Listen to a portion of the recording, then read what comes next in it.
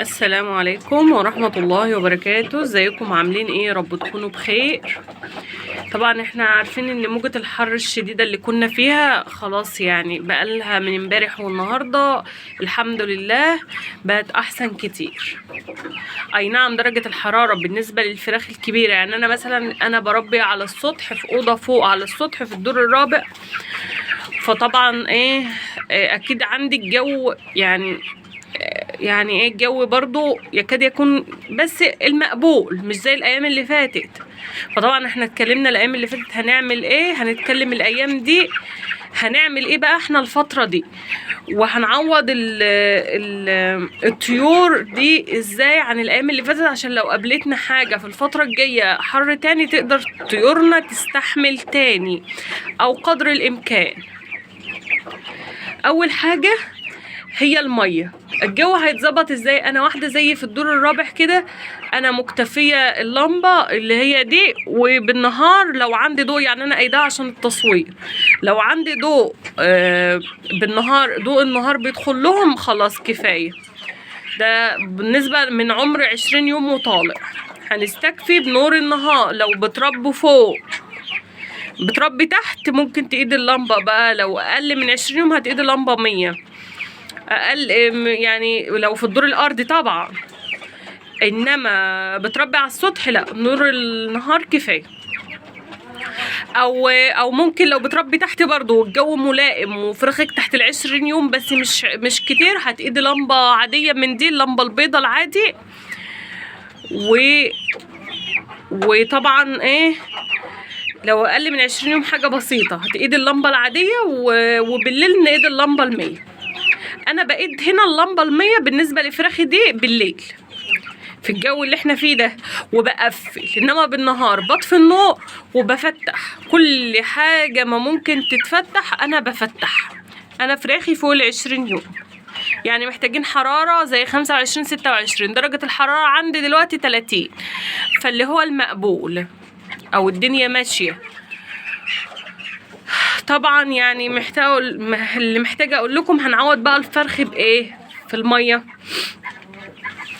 طبعا الفرخ الايام اللي فاتت جاب اخره والسوائل اللي في جسمه تكاد تكون انعدمت. طب نعمل ايه بقى دلوقتي؟ طبعا الفراخ كانوا وشها دبل، وطبعا في فراخ جسمها ازرق. طبعا هنشتغل ايه بقى؟ محلول جفاف ماشي ورافع مناعة، دول اهم حاجة، محلول جفاف ورافع مناعة دي سقوة. وبالليل مضاد سموم، بالليل مضاد سموم، يعني احنا معانا محلول جفاف ورافع مناعة ناخدهم سقوة مع بعض عادي، وسقوة تانية ممكن بالنهار برضو لو هتحط 3 مرات مية 3 مرات، بس احنا طبعا بنغير مية كتير برضو علشان الحر. فاحنا هناخد سقوة محلول جفاف ورافع مناعة مع بعض، وسقوة مضاد سموم. اهو انا حطيت المحلول الجفاف اهو ماشي. كانوا اخر شويه. الميه دي انا كنت حاطه لها تلج، بس للاسف عبال ما اتكلمت وصورت الفيديو كان التلج ساح. يبقى عايزين ميه مرطبه، ما عندناش ميه مرطبه او الميه اللي ايدينا تستحملها نرطبها بتلج. نعمل ايه بقى تاني؟ محلول جفاف وهيسلاميا مضاد سموم علشان الحر ده بيبهدل الدنيا. نفوق الفرخ، مضاد سموم بيفوق الفرخ، منشط كبد معانا منشط كبد وغسول كلوي، ومنشط كبد وغسول كلوي ومضاد سموم ورافع مناعة ومحلول جفاف، دول معانا في المية. عايزين بقى نعمل اي خلطات، معانا مضاد حيوي، الفراخ مثلا اخدت برد ومعانا مضاد حيوي، او بندي علاج للبرد اللي نقدر نحطه رافع المناعة وموسع الشعب بالنهار. بالليل ما نحطش حاجة غير المضاد الحيوي، لان اصلا المضاد الحيوي بيزود سخونية جسم الفرخ بيسخن جسم الفرخ. فاصلا الدنيا مش فايقة مع الفراخ الايام، اصلا الحر مطلع عين الفراخ. فالحمد لله احنا كل اللي نقدر نعمله او كل اللي نقدر نتعامل بيه او نتكلم فيه، لو هما فراخك عندهم برد تحطي محلول جفاف مع العلاج عادي، حتى لو مع المضاد الحيوي تحطي المحلول الجفاف برضو.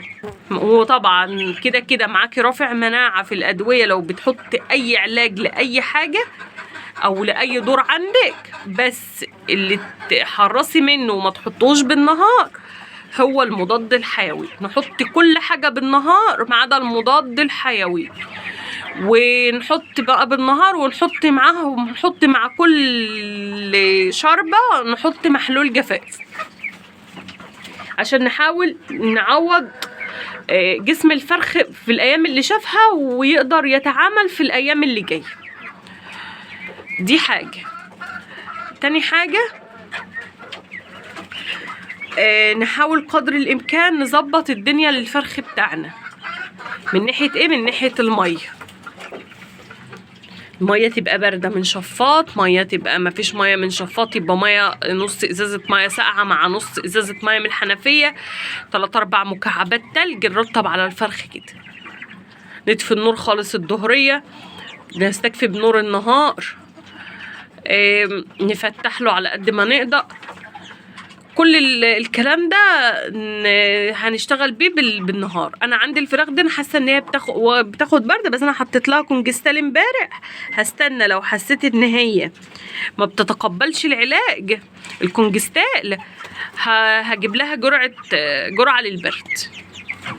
ماشي. لو لاحظتوا مثلا الفرخ ده عينيه تحسها دبلانه شويه او تحسها زي ما تكون منفوخه، في عندي عطسه خفيفه، كان عندي ميكوفيلين اشتغلت بيه مع الكونجستال. لو يا جماعه ما جابش نتيجه او حسيت هلجأ للادويه البيطريه، بس برضو مش هنحط محلول جفاف غير، مش هنحط مضاد حيوي غير بالليل عشان جسم الفرخ معنا، ومش بالليل العشاء عشان برضو بيبقى الجو لسه يعني لحد العشاء، لا، لو من الساعة 1 ونازل معانا، من الساعة 1 ونازل، ونغيرها نيجي على الفجر او مثلا الساعة 6 نشيل الشربة دي لانها كده مفعولها معانا خلص، ونحط لها الشربة التانية اللي هي فيتامين سي او فيتامين سي، او نحط لها هي سيليميا في الشوية اللي هم قبل الحر. خلاص يا جماعة، يا رب يكون كلامي واضح. اللي عنده اي حاجة عايز يسأل عليها او حاسس ان هو ما فهمش حاجة او في نقطة واقفة معاه يكتب لي في التعليقات وهرد عليه. يا رب اكون قدرت افيدكم، وما تنسوناش في اللايك والشير، والسلام عليكم ورحمة الله وبركاته.